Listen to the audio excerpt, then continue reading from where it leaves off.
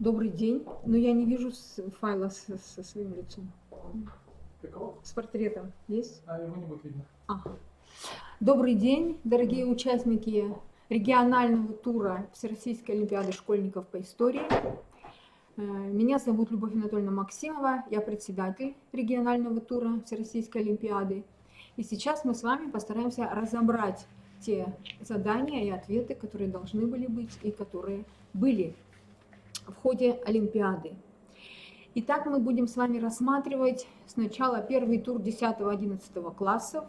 Дело в том, что задания практически, кроме одного, все совпадают, что для 9 класса, что для 10-11. Поэтому будем рассматривать на примере 10-11 класса. Итак, вы видите первый тур и первое задание, которое максимально оценивается в 11 баллов. И здесь нужно было, если вы помните, разобрать хронологически появление соборов, изображенных на этих фотографиях, и затем найти соответствующие элементы, характерные для каждого собора.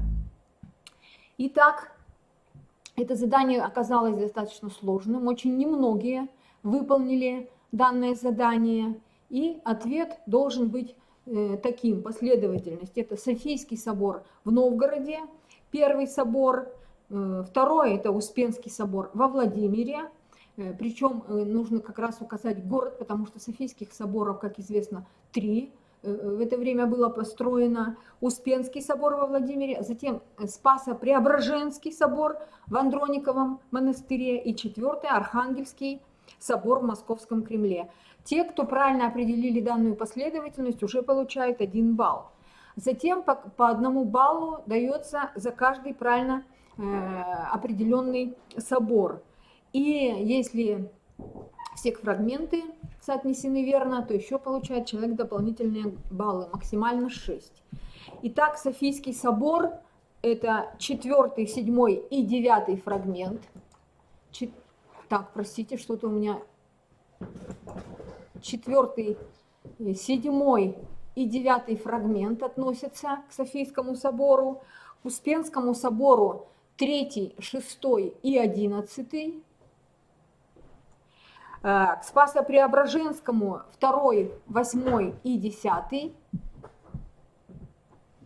И, наконец, к Архангельскому собору в Московском Кремле 1-й, 5-й и 12-й.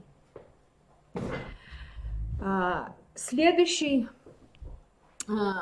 задание было еще более тяжелым. Оно было связано с картой. Вот на экране эта самая карта и задания, которые предполагалось вам решить. И здесь нужно было указать, как видите, имена князей. Итак, вторая позиция, заштрихованная на карте вертикально, предполагала территорию во время правления Данила Александровича, Юрия Даниловича и Ивана Калиты. 3 имени правильно указанных давали бы 2 балла, 2 имени 1, а одно имя, к сожалению, ни 1 балла не давало. Третья территория, заштрихованная вот по диагонали, слева направо, сверху вниз, она предполагала имена Семен Гордый, Иван Красный и Дмитрий Донской.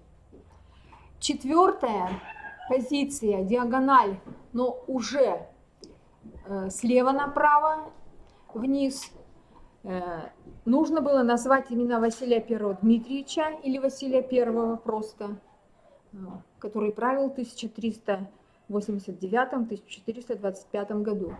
5-я территория принадлежала Василию II Темному по 1 баллу за эти задания. Дальше 6-я, Василию II Темному, да. 6-я территория, 6-е задание территории, слабо подчиненной Московскому княжеству. Здесь вот 7-й, 1462 год дает 1 балл. Во-первых, надо было дату указать. Ну и 8-е, 4 города в алфавитном порядке. Это Владимир, Нижний Новгород, Переславль-Залесский, Тверь. Вот 8-е задание многие выполнили. Может быть, не все города назвали, но многие города были названы. Третье задание, оно оказалось не очень сложным. Нужно было определить название приказа. Вот есть отрывок из текста, и нужно было указать, к какому приказу эта деятельность относится. Первая позиция – это разрядный приказ. Вторая – посольский приказ. Третья – разбойный. Четвертая – поместный. Пятая – холопий приказ. Вот есть правильные ответы, их достаточно много. В то же время указывали приказы совершенно несуществующими названиями. Например, земельный приказ или землевладельческий. Посольский называли приказ иностранных дел. Другие называли приказ холопий, крестьянский и так далее. Четвертое задание представляет собой таблицу, которая характеризует развитие России во второй половине XVIII века и их числовые значения. Нужно было, соответственно, выбрать числовое значение указанному здесь показателю. И что у нас получается? Максимальная численность населения уезда по реформе. Нужно было указать 30 тысяч человек. Дальше. Б.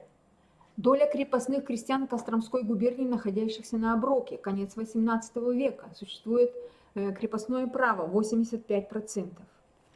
В. Количество городов России с численностью населения больше 100 тысяч. В конце XVIII века было два таких города – Москва и Санкт-Петербург. Г. Количество крупных мануфактур в России в конце XVIII года – 1200, должен быть правильный ответ. Д.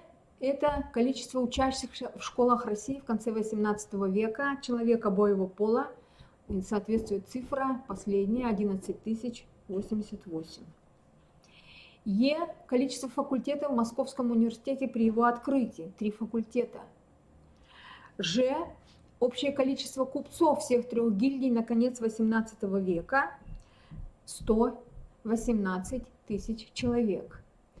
Значит, З – это количество коллегий в 1765-м, 16 коллегий.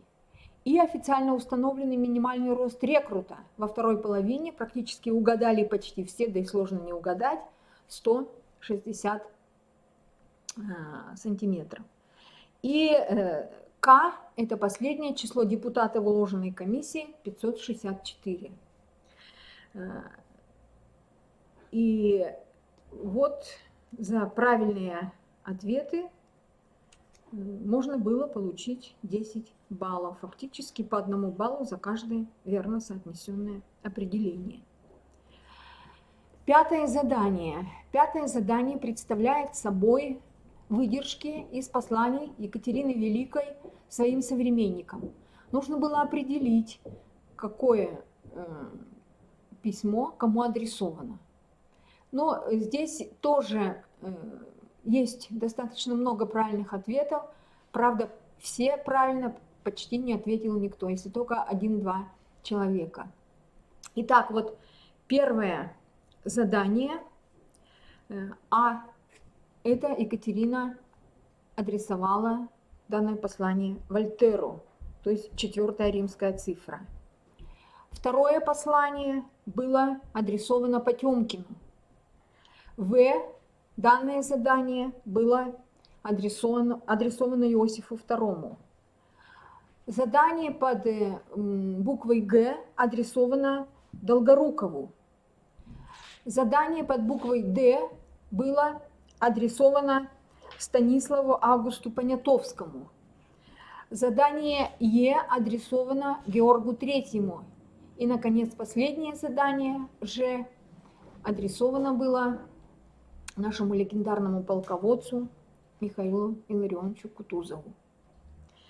Здесь тоже максимальное 4 балла За 1-2 верных ответа давался 1 балл, за 3-4 2, 5-6 3 балла, 7 верных ответов предполагали максимальное количество 4 балла. Шестое задание.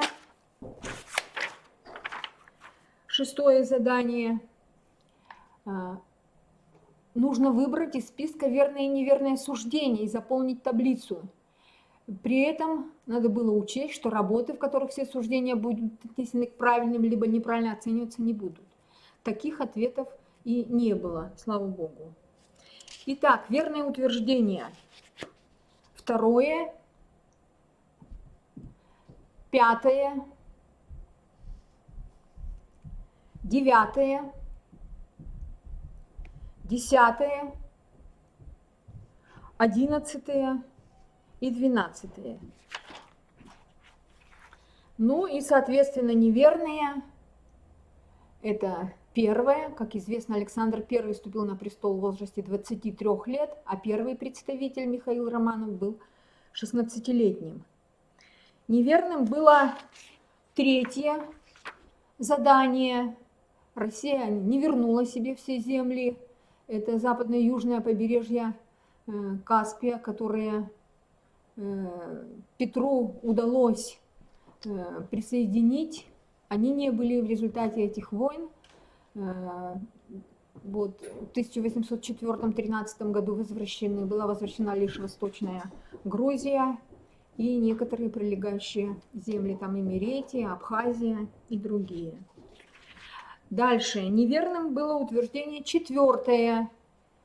После отставки до самого конца правления Спиранский не занимал никаких должностей. Ну, вы знаете, он был губернатором, сначала Пензенской губернии, потом сибирским губернатором. А при Александре в 21 году, вернувшись в Санкт-Петербург, он возглавлял комиссию по законам. Неверным является и 6 ответ. Ну, это понятно почему, не буду даже комментировать. И 8 негласный комитет. Негласный комитет не был прямым предшественником Государственного совета. Это был неофициальный орган, а Государственный совет – это официальный, государственный, законосовещательный орган. И разные функции у них были. Если негласный комитет изучал положение дел, чтобы подготовить реформы, то Государственный совет, он принимал важнейшие решения по внутренней и внешней политике, осуществлял государственный контроль за расходованием средств, утверждал смету, принимал решения во время чрезвычайных событий, особенно финансовые решения и так далее. Так, ну вот этот вопрос, он предполагал максимально 6 баллов. 6 баллов. За 11-12 верных ответов можно было получить 6 баллов. 7 задание. 7 задание представляется, что оно было несложным, но тоже мало кто назвал все города.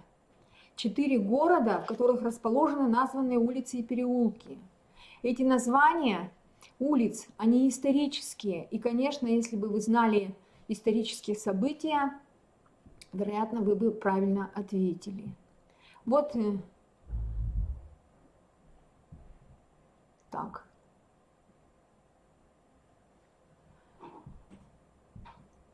Список улиц и переулков и карта, на которой отмечены данные улицы. Так, но у нас почему-то тут название улиц и переулков я не вижу. Сейчас, может быть, листочек перепутан. 7. В общем, 4 города, которые нужно было выделить. Под номером 1 это город Мурманск, под номером 9 Волгоград, под номером 11 город Севастополь и под номером 5 город Смоленск. Под номером 5 город Смоленск. И те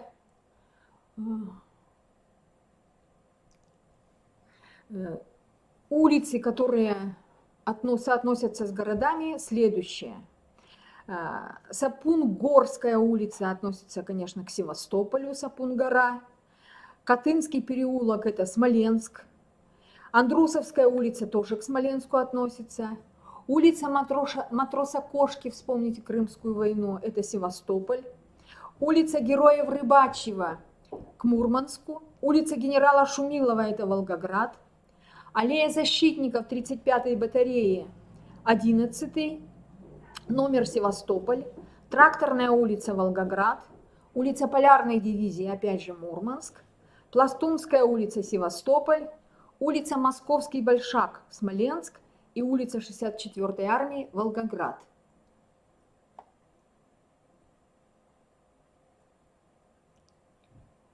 Вот здесь этой таблички с улицами, к сожалению, нет. В этом задании, видимо, его пропустили. Возможно, оно будет позже.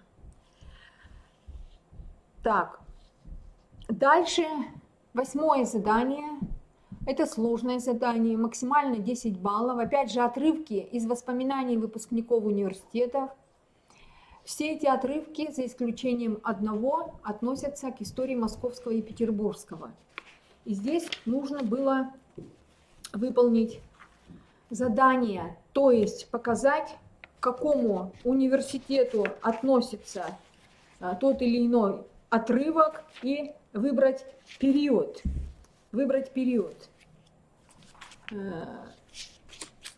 Итак, вот первый отрывок относится к Московскому университету, и выбираем 5-й период, 1817-1824 год. Второй отрывок также это Москва и период 1780-1792. В это Санкт-Петербург. Здесь речь идет о Гоголе. Известно, что Гоголь приехал в Санкт-Петербург в 28 году, 1828, и начал работать там в 1834. Здесь как раз идет речь о лекции Гоголя. Отрывок под буквой Г относится к Санкт-Петербургскому университету. Это 8-й период, 1881-1899, что можно определить по фамилии профессора Туган-Барановского. Дальше отрывок под буквой Д относится к Московскому университету. И относится это к 3-му периоду, 1796-1801 годы. Отрывок под буквой Е относится также к Московскому, и это будет 4-й период, 1804-1807. Дальше идет отрывок под буквой Ж. Ну, видите, тут сразу же говорится, коль учрежден стал об открытии, по сути дела, университета. Речь идет, конечно, о Московском университете, и это самый первый период создания университета, 1755-1760. Отрывок под буквой З также относится к Московскому университету, 6-й период, 1830-1840, и последний, предпоследний отрывок под буквой И относится к Санкт-Петербургу, к последнему периоду, 8-му, который там указан. Ну и надо было исключить ту букву, где помещен отрывок, который не относится к Московскому и Санкт-Петербургскому университету. Университет наш был Скороспелка. Вот это не относится, это речь идет о Казанском университете. По 1 баллу давалось за каждую правильно заполненную полностью строку таблицы. То есть буква, город или университет и период. Дальше следующее задание. Нужно опять же ознакомиться с краткой информацией по истории нескольких стран и представить, назвать организацию, в которую входили данные страны, определить, о какой стране идет речь в каждом из текстовых фрагментов, и соотнести название страны, фотографию ее лидера, при котором произошли важные события, связанные с участием страны в данной организации, текстовый фрагмент. Все нужно было оформить в виде таблицы. Вот фрагменты. Далее были даны лидеры разных стран. Нужно было соотнести фрагмент лидера и написать страну.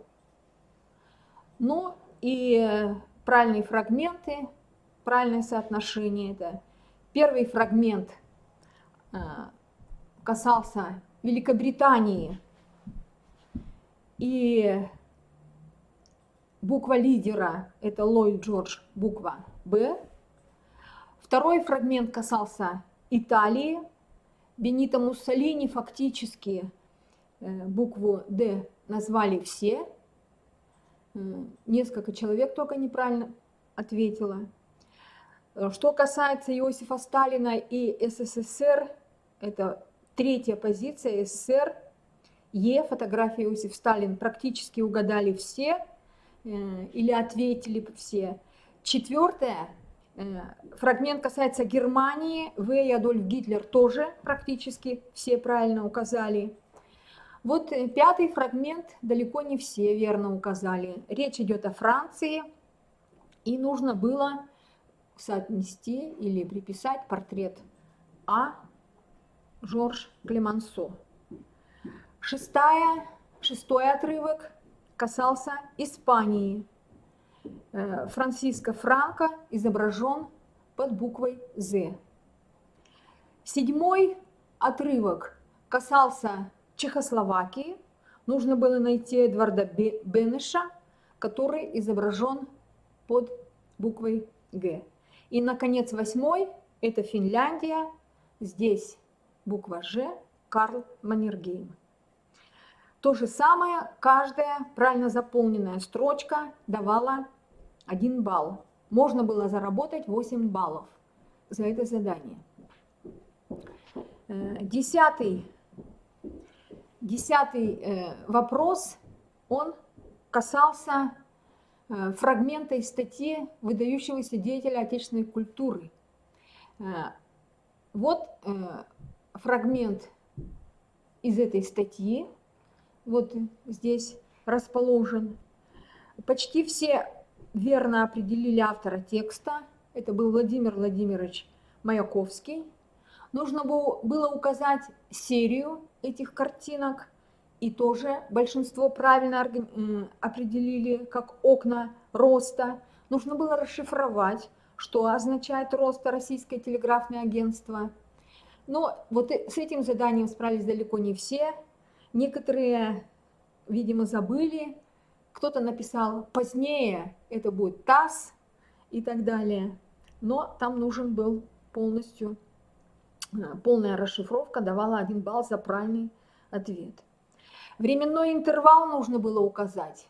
Временной интервал окна роста относится к 1919 к 1921 годам. За эти даты, если они верно указаны, можно было получить 1 балл. Далее мы проверяем строки таблицы, и нужно было именно из этих изображений выбрать те, которые относятся к 19-21 году.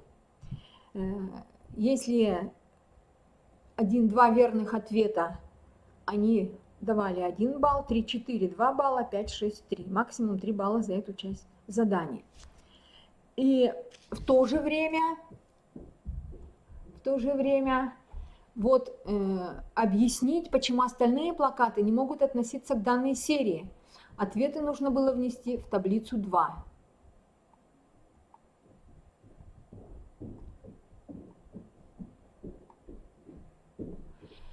Ну и что нужно было написать вот во второй части? Здесь нужно было сказать, что вот, например, первое Первое изображение, оно не относится так. Номер плаката 1. Здесь упомянут фашизм, плакат более позднего периода. Номер плаката 2. Здесь речь идет о ноте Чемберлина. Как известно, нота Чемберлина была в 27 году. Здесь тоже, то есть это более поздний период. 8 плакат. Смотрите, здесь упомянут резинотрест и показана уже карта СССР. СССР, это ясно, что это уже позднее, чем 21 год. Ну и 10 плакат нужно было выделить. Здесь показана уже пятилетка. Пятилетки тоже, как известно, начались с 28 года. Вот эти 4 плаката нужно было выделить как не относящиеся к окнам роста. Следующее задание, 11 задание. Опять фрагменты литературных произведений, посвященных событиям Великой Отечественной войны. И список авторов, и названий этих произведений. Вот это задание оказалось трудным практически для всех. По-моему, лишь один человек ответил более-менее правильно, по крайней мере, там было 6-7 правильных ответов. У некоторых ни один ответ не совпал. Речь идет об отрывках, о соотнесении их с авторами, и надо было еще указать события Великой Отечественной войны, которые описываются в данном произведении, в данном отрывке. Ну вот я только скажу, что 5 фрагмент А относится к форсированию Днепра. Автор Юрий Бондарев. «Батальоны просят огня» произведение. Фрагмент под буквой «Б» – это «Оборона Брестской крепости», Борис Васильев. Называется произведение, в списках не значился. Дальше идет В. Волоколамское шоссе. Автор Александр Бек. Московская битва. Следующее Д.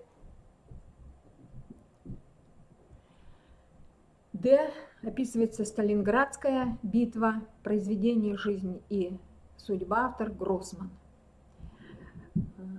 АБВГД. Е. Также Сталинградская битва, произведение называется «Горячий снег», написал его Юрий Бондарев. Следующее Е. Ж. Ну там практически все угадали, потому что там названия автор были. «Танки идут ромбом», Анатолий Ананьев, «Битва на Курской дуге». З.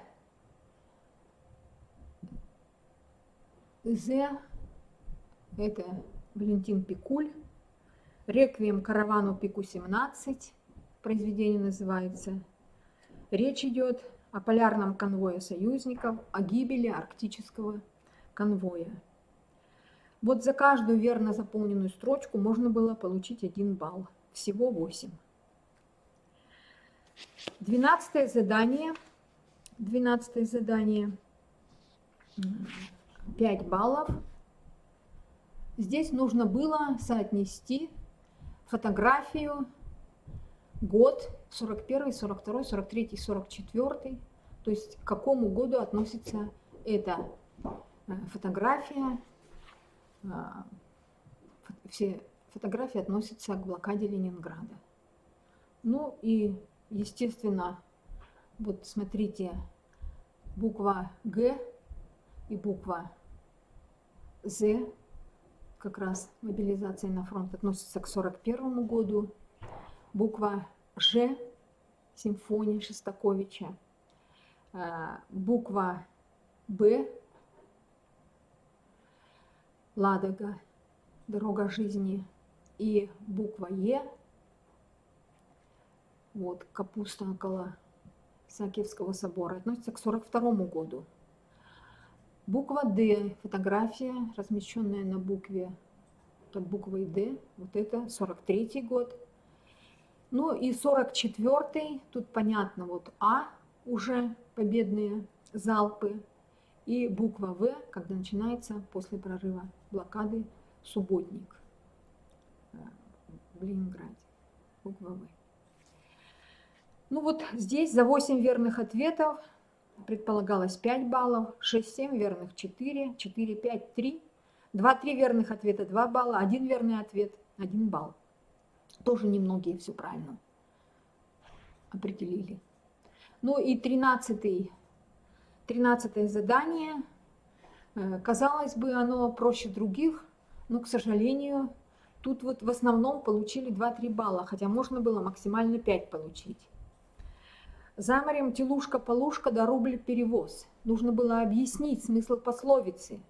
Смысл состоит в том, что неоправданно большие затраты для получения сомнительной выгоды или небольшой выгоды. Здесь, поскольку это Олимпиада по истории, конечно, надо было прежде всего работать с термином выделенным. Полушка. Полушка – самая мелкая монета в дореволюционной России. Надо было указать хотя бы, что это монета. Ну, многие указали, но далеко не все. Не было ни гроша, да вдруг алтын. Смысл здесь в том, что неожиданные везения, удачные приобретения, случайный и значительный выигрыш. Грош – мелкая медная монета, символ безденежня, алтын – более ценная, золотая. Многие начали говорить о том, сколько грош весит, из чего сделан, сколько алтын. Смысл был в том, что нужно понимать, что грош меньше алтына. Этого было достаточно. Но самое главное – смысл пословицы определить. Второе – мал золотник да дорог. Вот здесь определили в основном правильно, но со словом, с термином золотник мало кто работал. Золотник ведь это мера веса. Мера веса, вот надо было об этом сказать, который относится к драгоценным металлам, к золоту в частности. Мал золотник да дорог, то есть нечто малое по размеру или весу бывает очень ценным, или ценность предмета определяется не размерами, а его сутью, содержанием и так далее. За 7 верст киселя хлебать.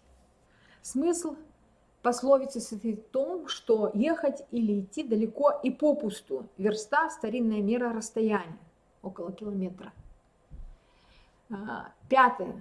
С миру по нитке, голому рубашка. Вот с миру, в принципе, объяснили суть многие верно. Но здесь с миру, мир – это прежде всего община.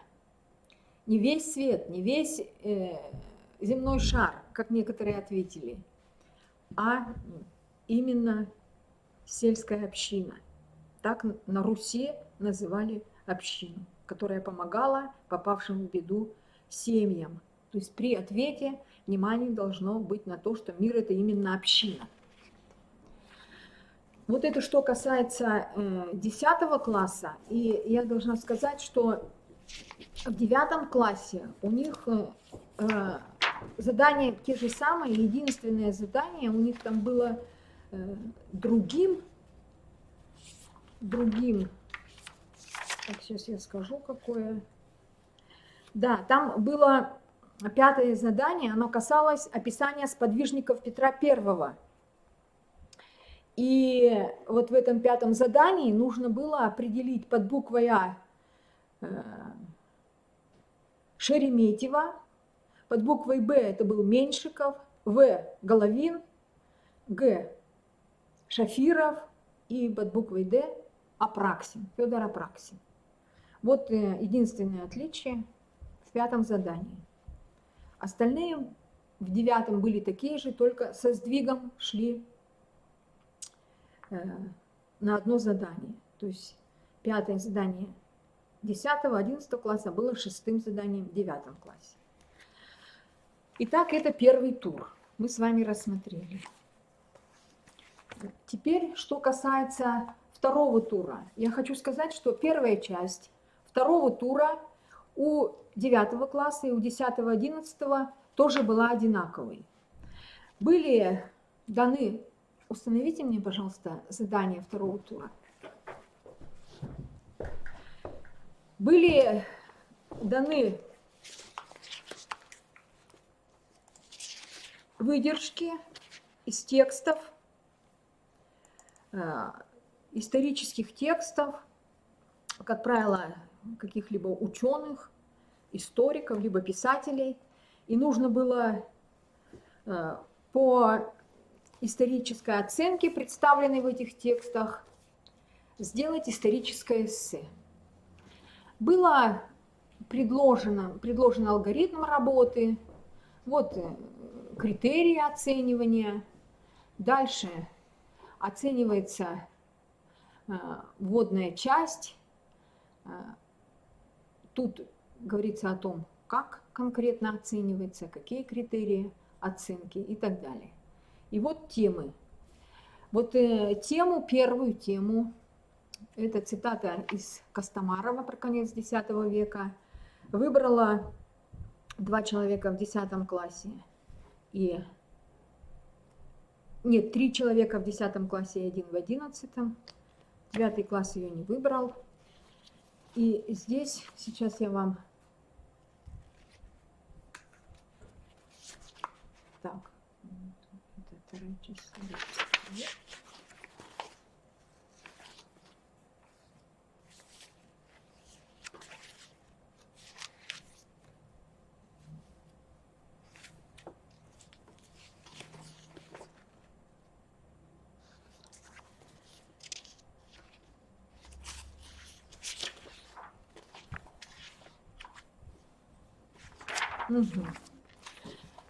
В общем, четко сказано в задании, что нужно определить прежде всего основную проблему и 4 задачи, определить не менее 4 задач, на решение которой потом как раз и нацелить свое эссе. Вот здесь надо сказать, что многие участники Олимпиады попали в ловушку ЕГЭ и, выбирая цитату, выбирая оценку какого-либо периода историкам либо писателям, они пытались доказать, что это утверждение верное, а другие, наоборот, пытались привести аргументы в пользу того, что оно неверное.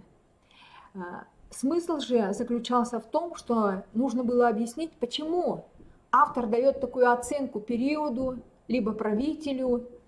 Но вот, видимо, многие готовятся к ЕГЭ и сочли, что нужно либо опровергнуть, либо подтвердить. И о какой-то противоречивости периода, почему человек так говорит, противоречиво оценивает период, вот таких вот утверждений практически не наблюдалось. Вот сейчас я сразу хочу сказать, что есть конкретные ключи по каждому периоду, и эти темы предполагали конкретные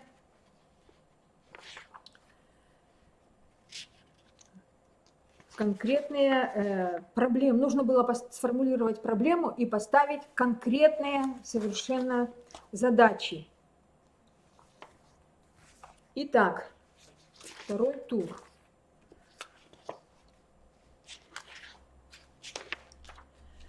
Вот смотрите, для того, чтобы первую тему рассмотреть, предполагалось, что автор, участник, сформулирует проблему о значении принятия христианства для развития древнерусского общества и государства. Предполагалось, что прежде всего он должен рассмотреть такие задачи, как уровень развития политической, материальной и духовной культуры древнерусского общества к 80-м годам X века, рассмотреть влияние христианизации на развитие культуры и состояние общества, рассмотреть влияние христианизации на развитие государственности и сравнить состояние общества и государства в начале и в конце правления Владимира I, крестителя Руси. Конечно, можно было все сформулировать другими словами, но основной смысл должен быть именно такой. Вот по тому, насколько полно раскрыта тема в эссе, отраженная проблема, отраженная в этой цитате, и оценивала жюри эссе по истории. Значит, вторую тему не буду останавливаться, потому что никто не выбрал. Третья тема. Здесь выбрала один человек из 10 класса, один из 11. Значит, для третьей темы нужно было определить проблему, значение правления Василия II для складывания централизованного государства. Нужно было привести основные факты, позволяющие дать оценку личным качествам Василия II и используемым политическим методам, рассмотреть цели политики Василия II, сравнить положение Московского княжества в начале и в конце правления Василия II и рассмотреть основы складывания российского централизованного государства и показать значение деятельности Василия II в этом историческом контексте. Тоже далеко не все правильно определили те задачи, которые помогают решить заключенную в цитате проблему. Четвертая тема, значит, один девятиклассник и один десятиклассник решали. Проблема, которую нужно сформировать, причины, предпосылки и характер опричнины. Для обоснования авторской позиции нужно было рассмотреть особенности военного управления в московском государстве в середине XVI века, проанализировать ход боевых действий в первые годы Ливонской войны и их итоги к середине 1560-х. Дальше рассмотреть внутри и внешнеполитические причины введения опричнины и рассмотреть характер основных мероприятий первых лет опричнины. Ну вот те, кто попытались правильно сформулировать задачи, а такие были, там один человек нормально рассмотрел, вот они получили высокий балл за это эссе. Пятое задание. 2 человека из 11 класса решали. Проблема здесь – оценка значения окружения Петра I в контексте внешне- и внутриполитических успехов и свершений в области культуры рубежа 17-18 веков. Нужно было обосновать авторскую позицию, и необходимо было для этого рассмотреть принципы, которыми руководствовался Петр в своей кадровой политике, то есть основные факторы возвышения деятелей из Петровского окружения. Вот смысл должен быть этот задачи.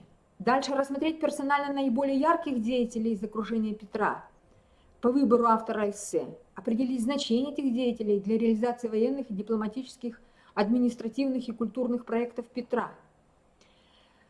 Сравнить кадровую политику Петра с политикой других правителей по выбору автора эссе для определения исключительности дара Петра, о котором говорит автор. Там были тоже хорошие работы. Шестую тему выбрал один человек из 9 класса и 2 11-классника. В шестой теме проблема – это специфика дворцового переворота 1801 года в контексте политики Павла I.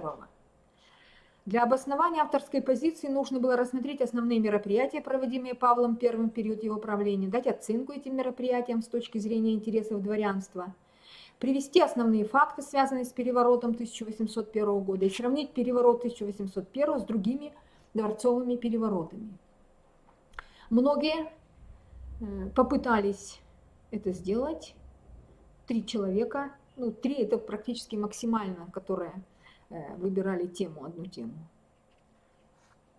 Ну вот, один ответ был не очень удачным, 2 других получше. Седьмое задание, 7-я цитата. 2 девятиклассника, 1 десятиклассник. Проблема здесь – оценка хода и итогов Крымской войны для России и Запада.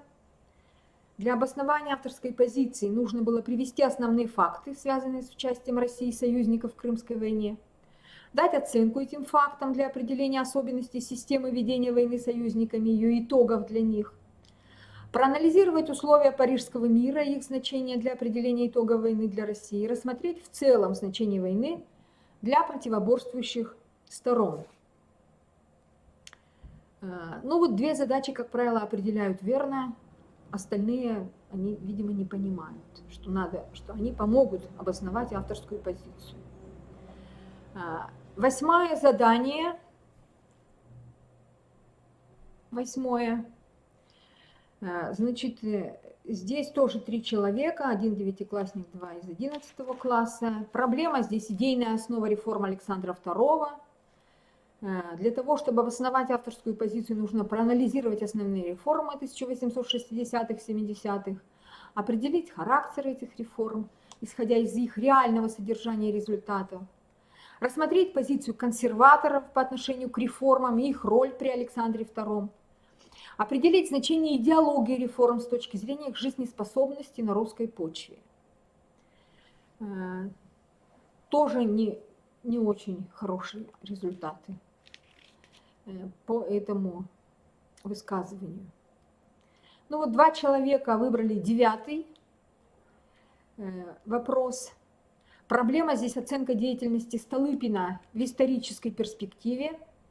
Чтобы обосновать позицию, нужно было рассмотреть цели и основные направления деятельности Столыпина, определить, может ли идти речь о единой столыпинской системе, рассмотреть характер взаимоотношений Столыпина с ключевыми политическими фигурами того времени, с Николаем II, допустим, с думскими лидерами, с правительством, подвести основные итоги деятельности Столыпина к осени 1911 и ответить на вопрос, была ли историческая перспектива у начинаний премьер-министра Столыпина. 10 вопрос, 10 задание. Вот здесь выбрало 6 человек, самое большое количество. Проблема, причем девятиклассники тоже выбирали, несмотря на то, что это относится к советскому периоду. Проблема, причины поражения белого движения в гражданской войне. Нужно было охарактеризовать положение в стране в период гражданской войны с точки зрения насущных вопросов повседневной жизни населения. Рассмотреть позицию крестьянства по этим вопросам, определить, насколько едино было крестьянство, охарактеризовать основные программные документы и методы действия лидеров белого движения по насущным вопросам повседневной жизни. Рассмотреть комплекс причин поражения белого движения и роль программы и методов действия в этом поражении. Здесь очень много фактических ошибок было сделано по ходу дела в некоторых работах. 11-я работа, 11-е задание. Выбрали 2 человека, 2 девятиклассника. Проблема здесь значение проводимой СССР в 30-е годы политики создания системы коллективной безопасности в Европе в условиях нарастания военной угрозы. Нужно было рассмотреть ключевые события, связанные с политикой, проводимым Сталиным в это время, дать им оценку, охарактеризовать международное положение в Европе в 30-е годы и влияние на это положение Германии и западных демократий, прежде всего Франции и Великобритании, рассмотреть внешнеполитические действия СССР в контексте создания системы коллективной безопасности в Европе и дать общую оценку значения внешнеполитических усилий, предпринятых СССР накануне Второй мировой войны. 12-я задача была выбрана одним человеком. Проблема здесь влияние боев на Хасане и Халхин-Голе на характер участия Японии во Второй мировой войне. Нужно было привести основные факты, связанные с боями на Хасане и Халхин-Голе, сравнить потенциал Японии и СССР на рубеже 30-40-х годов, проанализировать весь комплекс причин, заставивших Японию отказаться от планов агрессии против СССР и переориентировать свою внешнюю политику на страны Юго-Восточной Азии и дать комплексную оценку последствий боев на Хасане и Халхин-Голе для внешней политики Японии в целом. Ну и 13-я цитата была выбрана одним девятиклассником. Проблема здесь значение обороны Ленинграда во время Великой Отечественной войны. Нужно было рассмотреть значение Ленинграда как крупного экономического, политического, культурного центра СССР к 1941 году. Конечно, привести основные факты, связанные с жизнью блокадного Ленинграда, проанализировать последствия, к которым могла привести сдача города в военной и других сферах, и рассмотреть моральное значение обороны Ленинграда. Актуальное событие, тем более, что мы отмечаем юбилей этого события. Но получилось не все хорошо. 14-е задание не было выбрано. И так вот оценивалось это по той шкале, по которой в вашем задании, которая была. И, как правило, научились хорошо обосновывать выбор темы и задачи, показать свою личностную заинтересованность в выборе того или иного периода, того или иного события. Но вот основное содержание, оно зависело от того, правильно ли поставлены задачи. Если не все задачи раскрыты, то, естественно, максимальный балл невозможно было получить. Если задача поставлена верно, проблема сформулирована верно, и задачи нацелены на решение проблемы, естественно, был хороший результат. Аргументированность зачастую страдает общими фразами, мало конкретики. И здесь, конечно, если вы аргументы приводите, то ценилась прежде всего конкретика, конкретные события, конкретная дата, конкретное историческое лицо, исторический деятель, историческая персона. Как правило, вот такие общие заявления, они в расчет не брались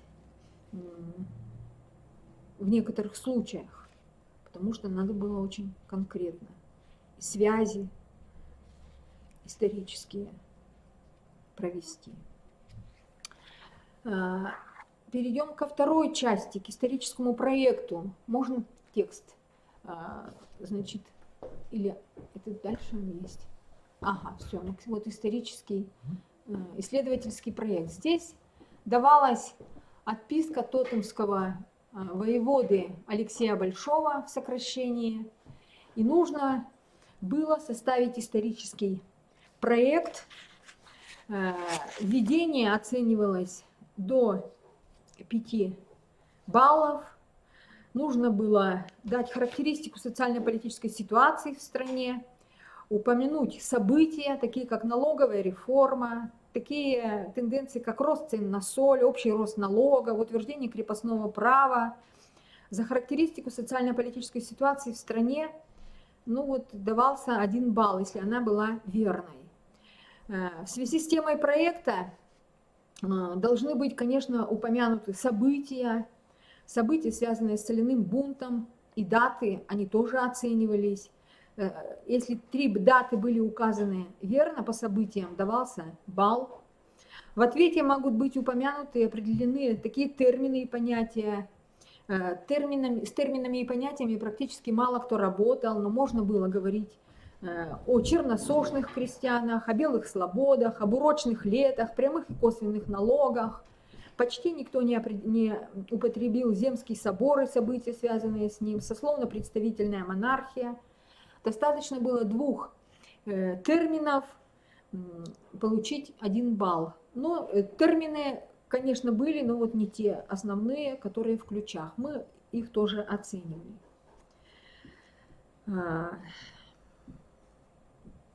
Также нужно было сформулировать проблему во 2 пункте алгоритма. И правильная формулировка, она давала 2 балла. Ну, какие можно было сформулировать здесь проблемы? Каковы главные причины конфликтов между воеводской властью и тяглым населением? И как эти конфликты разрешались? Ну, вот можно было хотя бы одну из этих проблем обозначить. Можно другими словами. Были правильные формулировки, и некоторые ребята получили 2 балла за правильную постановку проблемы. Дальше следовало дать характеристику источников и возможностей, которые они дают. Нужно было датировать предложенные документы с точностью до года в современном летосчислении. Первый документ 1639 года, а не 1640, как многие определили. Нужно было отнять 5508, чтобы определить обоснование, датировка по последнему описанному событию, то есть 24 сентября 7148 года.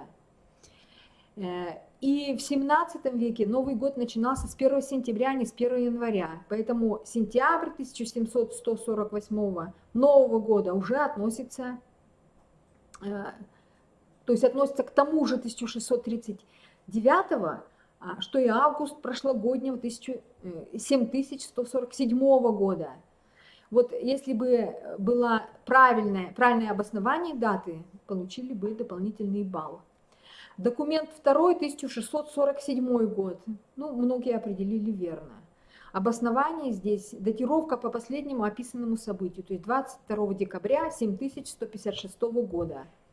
Обоснование периода аналогично, как и в первом, и давался 1 балл за правильную дату с обоснованием. Дальше на основе текста нужно было предположить, какую цель преследуют воеводы, составляя отписки. Главная цель переписки – это объяснить длительную задержку с оплатой налогов. Какой из воевод более подробно описывает конфликт? Свой ответ нужно было обосновать. Конечно, надо было написать, что Алексей Большой очень тщательно описывает по сравнению с Львом Микулиным. Вот это описание Льва Микулина. Он воспроизводит имена, первый автор, всех участников, посыльщиков, рассыльщиков, присутствовавших в приказной избе, крестьянских челобитчиков в Москве. Лев Микулин менее конкретен и лишь взывает к сочувствию в связи с тяжелыми обстоятельствами своей службы. То есть болезнь, большое расстояние, плохое состояние путей сообщения, то есть по баллу, если правильно определили, кто более подробно описывает конфликт. Дальше третья позиция – это характеристика управления городом и уездом в рассматриваемый период. Вот здесь 9 баллов можно было получить.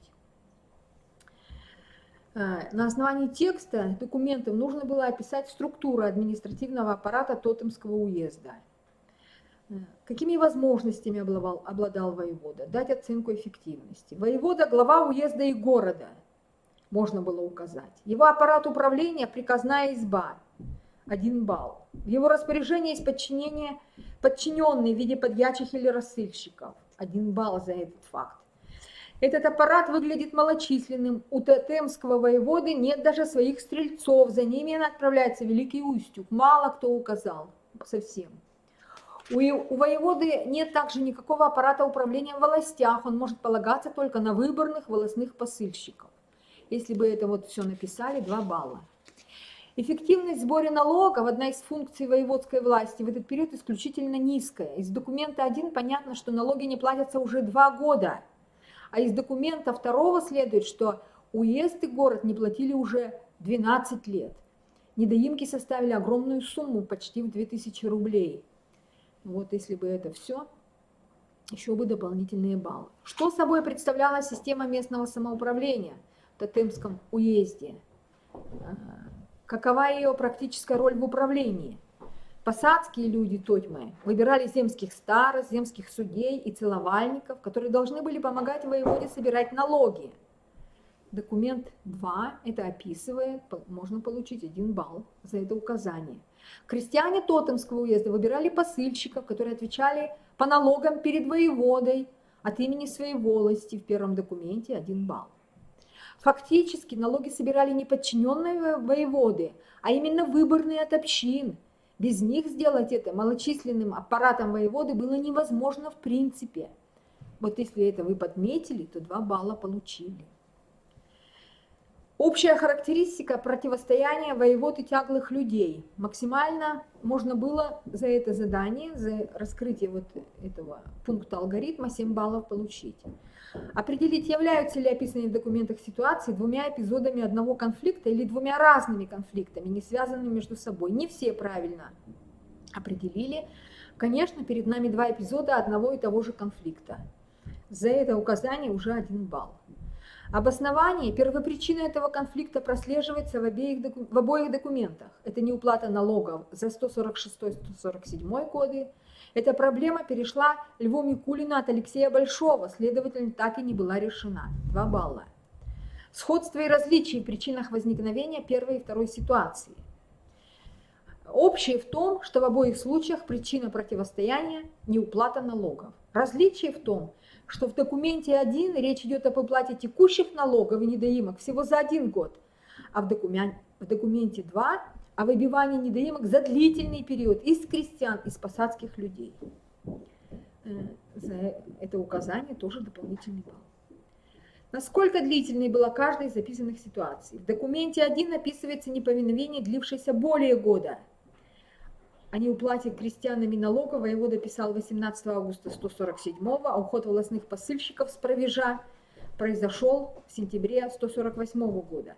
Из документа 2 следует, что 22 декабря 155 года воевода Лев Микулин покинул Тотьму под угрозой расправы, а 22 декабря 157 к нему вновь приходили тотьмичи и угрожали, то есть события также развиваются на протяжении года, 1 балл. Характеристика действий тяглых людей. Тут правильная характеристика, 7 баллов могла вам обеспечить. Какие категории тяглого населения участвовали в протесте в первом и во втором случаях? 1 балл. То есть в документе 1 только крестьяне показаны, в документе 2 и крестьяне, и посадские люди. Многие ответили верно. Каковы были действия тяглых людей в первом и во втором случае? 5 баллов. В каком случае действия были более агрессивными? В документе 1 описаны такие протестные действия, как уход с провежу, открытый отказ платить налоги или демонстрация неуважения воеводе, непризнания его власти, изменение рассыльщика при попытке провежа. То есть 2 балла можно было получить, если бы вы все это выделили в документе. В документе 2 описаны также протестные действия, как уход с провежу, отказ в письменной форме и с подписями платить налоги, оскорбление и угрозы в адрес воеводы, на меня холопа твоего лаяли и хотели убить, нападение на дом воеводы, изгнание из Тотьмы присланных воеводой из Устюга 10 стрельцов. Вот если бы все по второму документу указали, 3 балла можно получить. Действия воеводы – результат противостояния, 13 баллов. В чем конкретные меры, предпринятые воеводами в каждом из 2 описанных случаев? И почему воевода вынужден был действовать именно так? Какова эффективность? В обоих документах главной мерой был вызов представителей тотемских крестьян, документ 1, или посадских людей, документ 2, на провеж. Фактически посыльщики от крестьян и представители посада играли роль заложников, которые будут подвергаться наказанию до тех пор, пока общины не заплатят недоимки. В документе 2 упоминается дополнительная мера – присылка 10 стрельцов, а через год еще неких человек из Великого Устюга. Вот 2 балла, если бы указали. Воевода вынужден действовать именно так, потому что на территории самого уезда у него нет никакого полицейского аппарата. Вся уездная администрация сосредоточена только в уездном городе. 1 балл, если бы подметили это. Предпринятые меры не дали результата, поскольку у воеводы не было в подчинении достаточно людей, чтобы заставить крестьян пройти через процедуру провежа, даже если они на нее являлись. Не помогли даже устюжские стрельцы. Еще балл. На чьей стороне был перевес? На протяжении всего противостояния перевес был на стороне тотемских тяглых людей. 1 балл. Могут приведены следующие аргументы. На их стороне количественное превосходство перед воеводской администрацией, поэтому они легко уходили с провежу, документ 1, даже в присутствии стрельцов, документ 2. У них не было информационного превосходства, они могли ссылаться на своих мирских челобитчиков, у которых была информация о скорой смене воеводы, документ 1. Причем воевода отнесся к этой информации серьезно, иначе не включил бы ее в свою отписку в Устюжскую четверть. Эмоционально они чувствовали себя увереннее воеводы, тяглые люди, протестующие. Больше 3 недель воевода не решался беспокоить посыльщиков, приехавших в Тотьму, надеясь, что они заплатят налоги. А они без страха сами явились к нему и открыто заявили, что не будут платить, документ 1. Отказывая платежи налогов, они не боялись называть воеводе свои имена, документ 1, или даже ставить свои подписи, о чем свидетельствует документ 2. До 2 баллов за каждый аргумент, всего до 4 баллов за 2 аргумента. Можно ли говорить о том, что власть полностью утратила контроль над ситуацией в уезде применительно к обоим случаям? Хотя сбор налогов и попытка провежа провалились в 1639 году, нельзя говорить о полной утрате контроля над ситуацией. Воевода смог организовать приезд волостных посыльщиков к Тотьму, и он по-прежнему управляет городом и уездом лично. 2 балла, если бы это было указано. Согласно документу 2, в 1646-47 этот контроль был утрачен, недоимки не уплачены за 12 лет, воевода сам не может организовать эффективное воздействие на подвластное население, в дело вынуждена вмешаться центральная власть, именно поэтому по государеву указу у тотемского воеводы появляются стрельцы из Устюга. Воевода фактически сбежал из Тотьмы на целый год, передав город и уезд подьячему Саблину и устюжским стрельцам, а сам отсиживался в Устюге под малоубедительными предлогами. Если бы это было подмечено, хотя бы 2 аргумента, 2 балла. Заключение дает 4 балла. Если участник заключения просто перечислил сделанные ранее наблюдения и выводы, то давались 2 балла.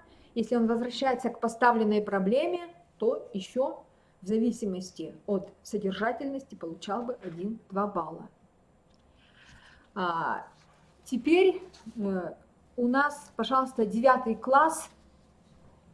9 класс, второе задание, проект, там по Павлу.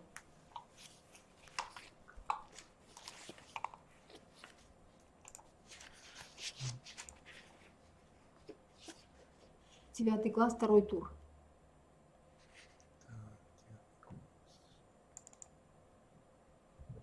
Это, наверное, второй тур.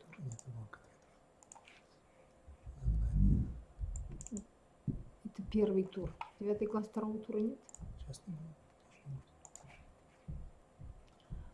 2 тур, да. Угу. Задание. Итак, вот первая часть, она та же самая, что и в 10-м, мы с вами ее рассмотрели, вот эти темы. Вторая часть – исследовательский проект. Здесь анализ источника и умение извлечь из него необходимую информацию. Фрагмент из произведения Карамзина «Записки о древней Новой России». Следовало на основании этого фрагмента написать работу на тему самодержавия и дворянства на рубеже XVIII-XIX веков. Вот этот фрагмент, речь идет о Павле, о его восхождении на престол, и он достаточно большой. И дальше рекомендованный план. Введение, характеристика источников, оценка Карамзиным взаимоотношений императорской власти и дворянства, императорской власти и дворянства при Павле, Карамзин, о проблеме дворцовых переворотов и выводы. Итак, вот первую часть. Что здесь следовало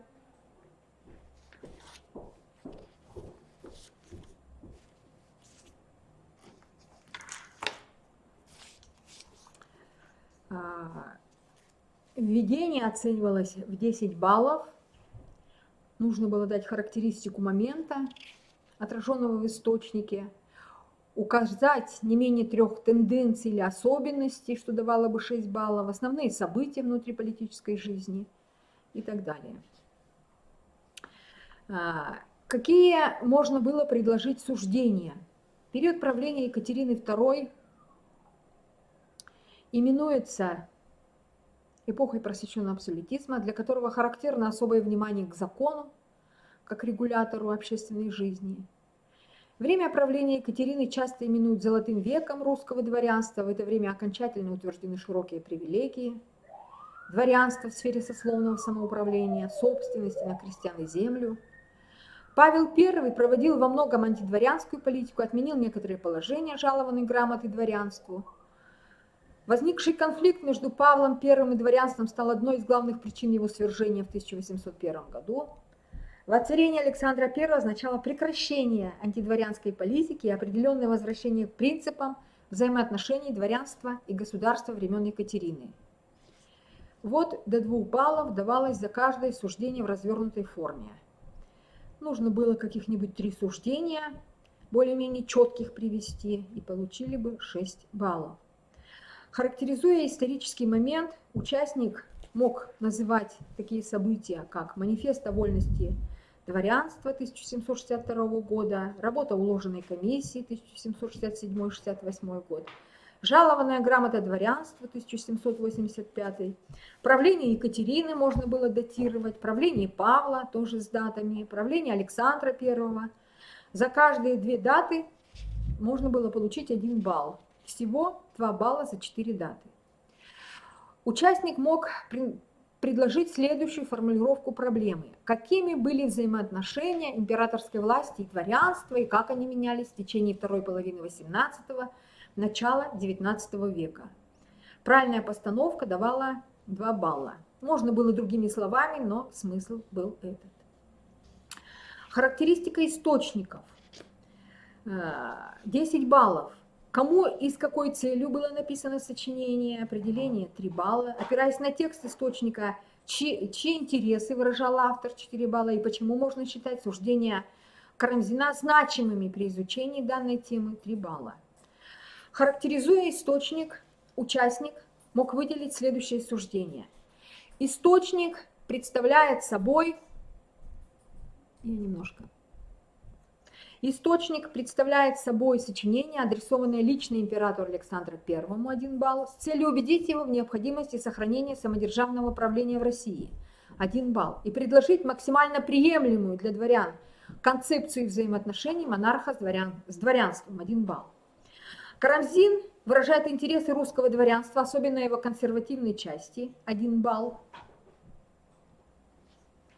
Особенностью стиля данного источника является то, что под словами народ, граждане, россияне, автор понимает прежде всего дворянство, именно дворянство. Это особенно видно при описании свержения Павла.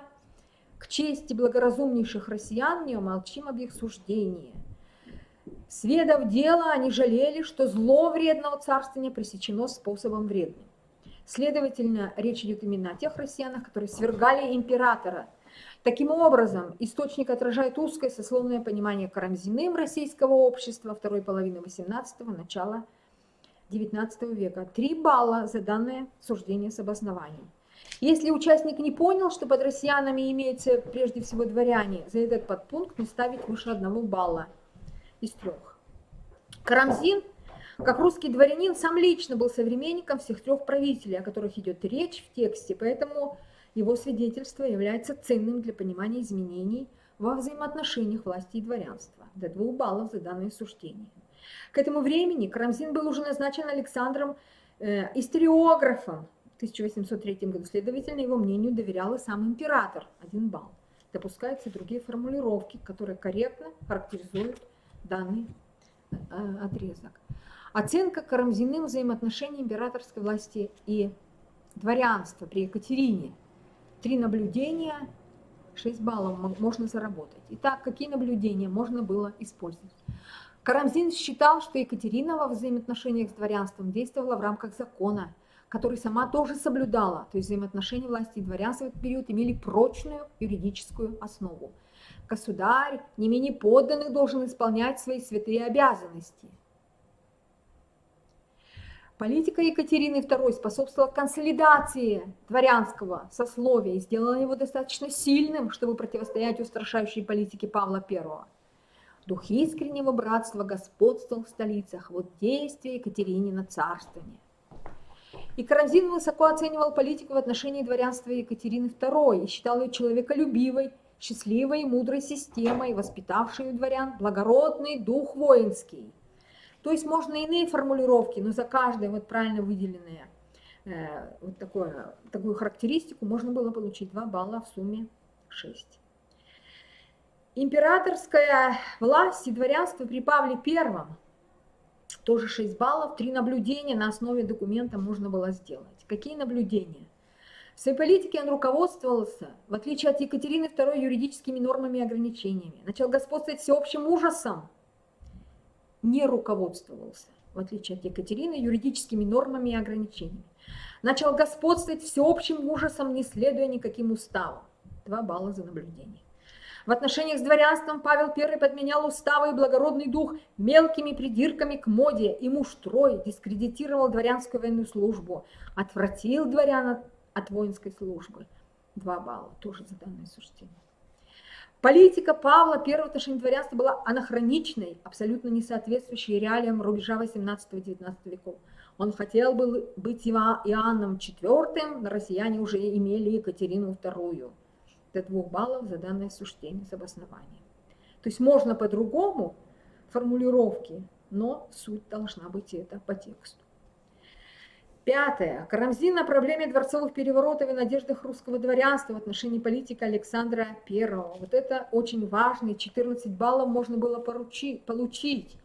В чем Карамзин видел причины дворцовых переворотов? Как оценивал Карамзин перевороты? Каким вопросом задается Карамзин в связи с теми противоречивыми отношениями, которые сложились между дворянством и Павлом? Какой вариант решения проблемы считает недопустимым? Почему? Какое решение он представляет предпочтительным? Итак, Карамзин считал, что главные причины переворотов – это общая ненависть, общее неуважение к властителю. Берон и Павел – жертвы ненависти, Анна Иоанновна и Петр III – жертвы неуважения. До 2 баллов за 2 причины.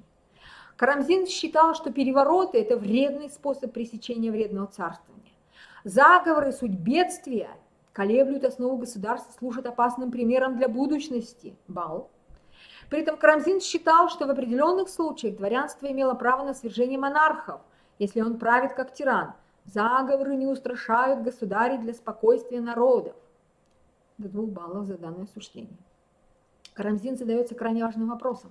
Как предотвратить возникновение новой тирании, угрожающей и государству, и дворянству, и вынуждающей дворянство прибегать к насильственному свержению государя?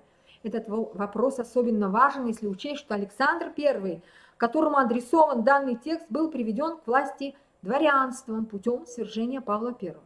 Важно, чтобы участник увидел в тексте Карамзина эту проблему и подчеркнул ее значимость. 4 балла за данное суждение в полной формулировке. Недопустимый вариант по Карамзину. Гарантами соблюдения закона выступят государственные институты, которые этим ограничат самодержавную власть императора. Цитата. «Умы легкие не затрудняются ответом и говорят, можно, надо только поставить закон еще выше государя. Но кому дадим право блюсти неприкосновенность этого закона? Сенату ли? Совету ли?» Тоже 2 балла за данное суждение с обоснованием. Это отказ от самодержавия Карамзин считает губительным. Самодержавие основало и воскресило Россию.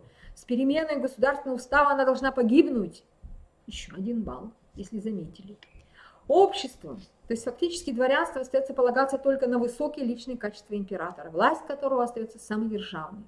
Наставляя Александра, он утверждает, наш государь имеет только один верный способ обуздать своих наследников в злоупотреблениях власти. Да царствует добродетельно, да приучит подданных ко благу. До 2 баллов за данное суждение. То есть иные формулировки, но основаны должны быть на тексте источника и соответствовать тематике данного пункта. Выводы могли дать 4 балла. В выводах подводятся основные итоги проделанной работы с обязательным выходом на тему проекта. Если участник не предлагает в выводах ответ на поставленную проблему, выводы могут быть и более узкие, 1-2 балла. Если с выходом на тему 4 балла. Вот таковы критерии. Жюри проверяло строго по предложенным ключам. По-другому мы не могли проверять. Формулировки, естественно, были самые различные, но они были близкими к тому, чтобы раскрыть проблему. Если формулировки соответствовали, то ребята получили баллы. Проверяли 3 эксперта. Там, где у нас не совпадало мнение, мы проводили дискуссию. Бывало так, что часто оставались при своем мнении. В этом случае мы взяли за правило выставлять наивысший балл, который давал один из членов жюри. Если вот он обосновывал, аргументировал, ну, в конце концов с ним соглашались. То есть практически работали в пользу участников. Вот. И в этом году результаты намного лучше, на мой взгляд, чем в прошлом году. У нас 8 региональных победителей, которые набрали более 100 баллов из 200.